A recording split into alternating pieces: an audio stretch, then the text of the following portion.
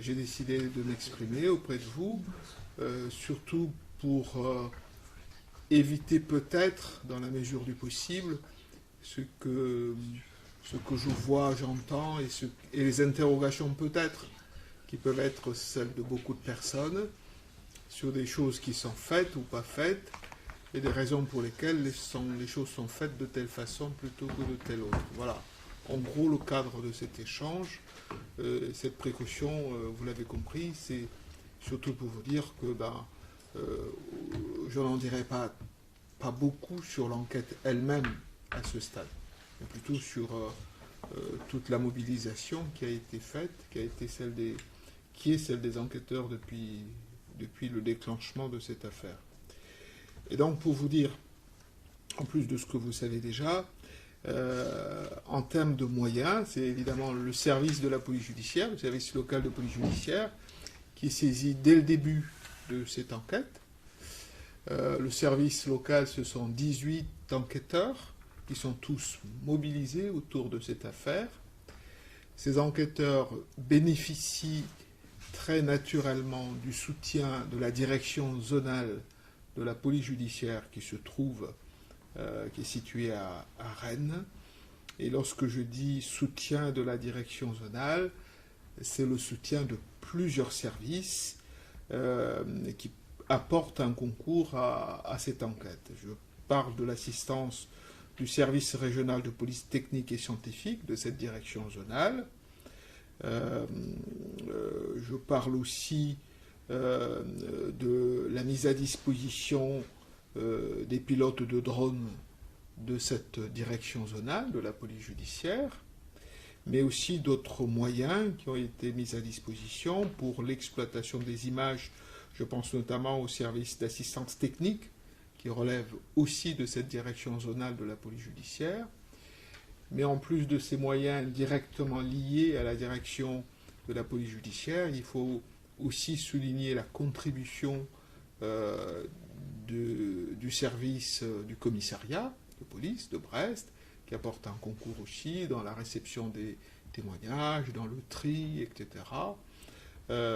Il faut aussi souligner le concours qui a été celui des équipes cynophiles, chiens qui ont été mis à disposition par la gendarmerie, de 2 équipes cynophiles.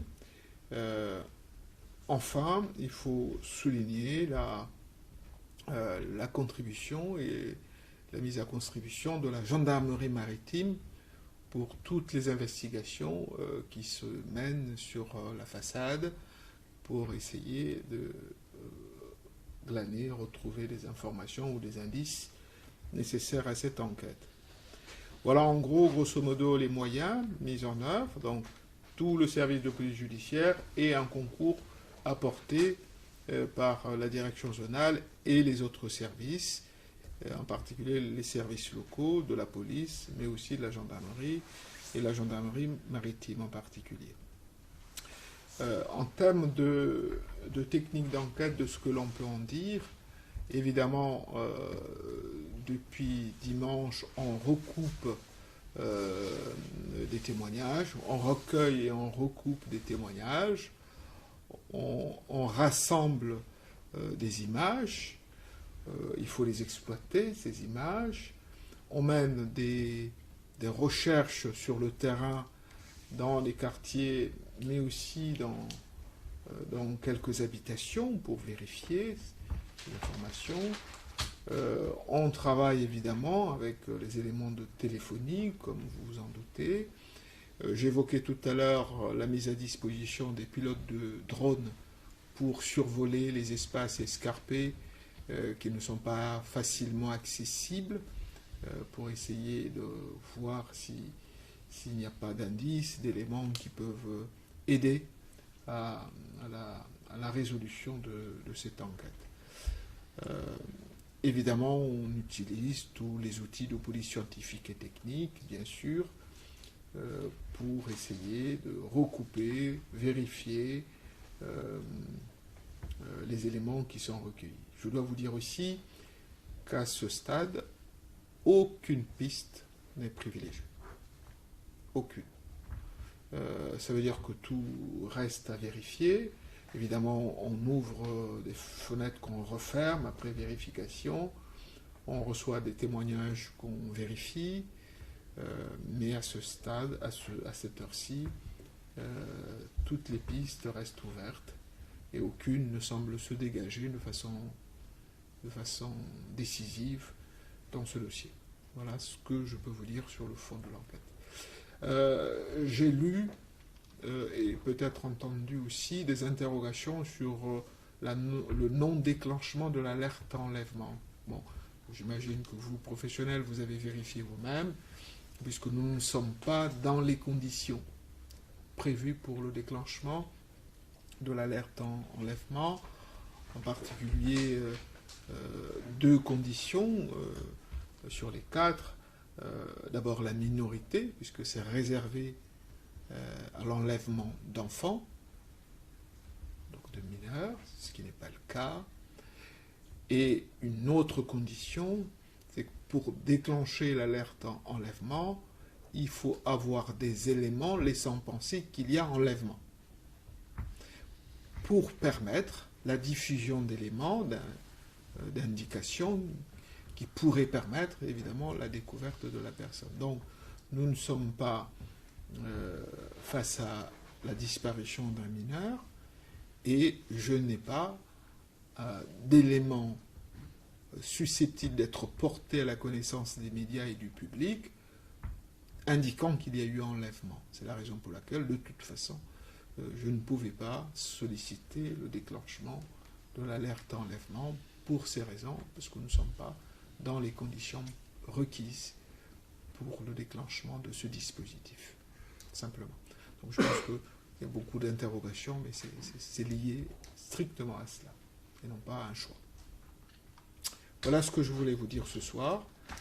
Évidemment, on est tous mobilisés, on suit presque heure par heure, on fait des points réguliers, on verra ce que ça donnera dans les heures qui viennent, et puis on ajustera, le cas échéant, à la fois la stratégie et les moyens nécessaires. Le fait qu'on perde sa piste, que les chiens perdent sa piste, ça ne suffit pas à privilégier la piste de l'enlèvement? À mon avis, c'est un élément, bien sûr, on en tient compte. Mais ça reste sans doute à étayer. Ça reste sans doute à étayer. On perd la piste. Il peut y avoir des tas d'hypothèses. Est-ce que la personne est montée dans un immeuble à cet endroit-là? Est-ce qu'elle est montée dans un véhicule? Si elle est montée dans un véhicule, est-ce que c'est volontaire ou pas? Vous voyez? Donc c'est un élément, oui, bien sûr, mais à ce stade, pas suffisant pour dire qu'il y a eu enlèvement. C'est pas exclu, mais je ne peux pas l'affirmer. Voilà. Combien de personnes sont mobilisées sur l'enquête? Alors, j'ai indiqué tout à l'heure 18 personnes de la PJ, plus le concours du commissariat, parce qu'il faut trier, il faut sélectionner, il faut les images, il faut les exploiter, donc plusieurs dizaines de personnes, mais de façon directe à l'enquête, ce sont les 18 enquêteurs de la PJ, assistés de leurs camarades de la direction zonale de la police judiciaire de Rennes. Voilà. Est-ce qu'on a un peu d'éléments sur la personnalité de la jeune fille? C'était quelqu'un d'assez extraverti, enfin de sportif, enfin quelques éléments de personnalité? On sait qu'elle était étudiante en soins infirmiers. Voilà, c'est une fille, une jeune femme a priori sans particularité apparente. En tout cas, c'est pas encore identifié comme telle. La preuve, c'est qu'elle était entourée, elle avait des amis, elle était sortie avec des amis, donc rien n'a été signalé sur... peut-être qu'il y a des particularités, mais pour l'instant, c'est pas un élément qui ressort, en tout cas qui paraît très déterminant pour l'enquête en cours. J'ai pu lire différentes choses, qu'elle habitait chez sa grand-mère, qu'elle habitait chez ses parents au Faux-de-Veynes, qu'elle habitait chez sa grand-mère... A priori, elle habitait chez sa grand-mère. D'accord. Je ne peux pas vous dire depuis quand, mais en tout cas, le lieu où elle était censée retourner en sortant de boîte de nuit, c'était chez sa grand-mère. Du côté de Carbone, c'est ça? C'est ça, de l'autre côté, sur la rive droite.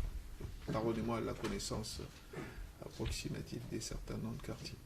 Vous parliez tout à l'heure de l'exploitation de la téléphonie, mais les premiers éléments montraient que son téléphone ne bornait plus dès la boîte de nuit. Vous avez eu d'autres éléments de téléphonie ensuite qui ont pu être exploités? Qu'est-ce que je peux vous dire? La téléphonie, c'est pas seulement la téléphonie de la personne. La téléphonie, c'est la téléphonie. Et en téléphonie, quand on cherche des connexions, bien sûr, le téléphone de la personne, mais peut-être aussi des personnes qui auraient pu être en contact avec elle, etc. etc. Voilà. Mais pour l'instant, il n'y a rien que je puisse apporter à votre connaissance. Je dis simplement, ça fait partie des outils qui sont utilisés, mais je ne peux pas vous en dire plus. Apparemment, il y a plusieurs personnes qui ont essayé de la dissuader de rentrer seule. Alors, je ne sais pas s'il y a plusieurs personnes. On sait en tout cas qu'elle aurait pu rentrer à un moment avec ses amis, mais elle avait poursuivi sa soirée. Voilà. Je ne sais pas s'il y en a eu plusieurs, mais en tout cas, ça c'est à peu près établi, les personnes qui l'ont côtoyée dans l'établissement de nuit. Dissuadée, je n'en sais rien, mais en tout cas, elle aurait pu avoir la possibilité, à un moment dans la soirée ou en fin de soirée, de rentrer avec d'autres personnes. Allez-y. En tout cas, après 4 jours d'enquête, c'est toujours un mystère, cette disparition. Oui, c'est encore un mystère. C'est encore un mystère. Malgré les moyens. Malgré les moyens, malgré le travail, depuis 4 jours, comme vous dites, c'est encore un mystère, oui. Apparemment, sa disparition a été considérée très vite comme inquiétante. Oui. Qu'est-ce qui fait, parce qu'effectivement, comme c'est une adulte, qu'est-ce qui fait qu'on considère qu'elle est inquiétante aussi rapidement? Les circonstances. Les circonstances de cette disparition, il n'y avait pas de raison qu'elle ne rentre pas chez elle. En gros, c'est ça. Et qu'elle ne réponde plus à ses amis. Qu'elle ne soit plus contactée. Voilà, tout simplement. Ça paraissait pas cohérent par rapport à ce que ses amis disaient d'elle et les circonstances de cette disparition. C'est ça. Est-ce que la piste d'un suicide aussi peut être évoquée ou est-ce qu'elle a été... Je ne peux pas vous livrer une piste comme ça. Je vous dis, aucune piste n'est écartée. Aucune. Mais je ne peux pas les énumérer. Ce serait mettre en avant telle plutôt que telle autre. En l'état, ce n'est pas opportun. En tout cas, aucune piste n'est écartée. Aucune. C'est quoi la suite de la procédure judiciaire? On va aller jusqu'au bout. On va épuiser toutes les vérifications en espérant parvenir à un résultat positif au terme de ces investigations. Tout dépendra de ce qu'on découvrira,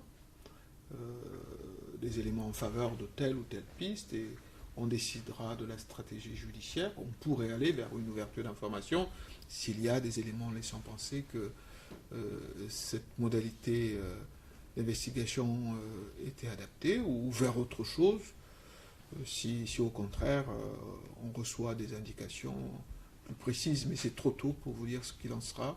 Toujours est-il qu'on se posera la question à terme, une fois que les enquêteurs auront fait toutes les vérifications en cours, et il y en a encore beaucoup, à ce moment-là, on se demandera quelle stratégie judiciaire on adopte.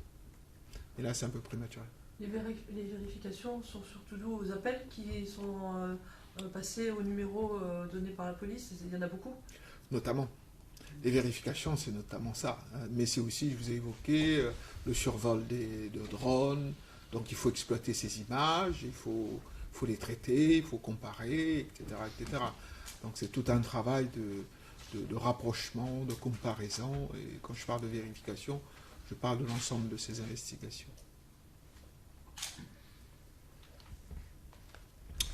Voilà, messieurs, dames. Vous avez reçu beaucoup de témoignages? Il y a des témoignages, oui, il y a beaucoup de témoignages. Il y a beaucoup de gens qui se mobilisent dans le procès. Et les gens se mobilisent Mais comme toujours, il faut trier, il faut classer, il faut répertorier. La dernière trace qu'on a d'elle, ça reste cette image à 6h42. Exactement. Il n'y en a pas d'autre. Voilà, messieurs, je voulais vraiment faire ce point pour qu'on n'ait pas le sentiment que rien ne se fait, que les choses sont cachées. En tout cas, les enquêteurs travaillent, ils travaillent d'arrache-pied. Il y a une préoccupation forte. On aimerait parvenir à un résultat positif. On se mobilise, on est. Et donc, c'est un point d'étape. Hein. Donc, je peux parler d'enquête parce que ce n'est pas le moment de parler de l'enquête. On parle des moyens. Mais plus ça prend du temps, plus c'est inquiétant, c'est ce que... C'est déjà inquiétant, ça ne le sera pas davantage. C'est pris au sérieux, donc c'est déjà une disparition jugée inquiétante.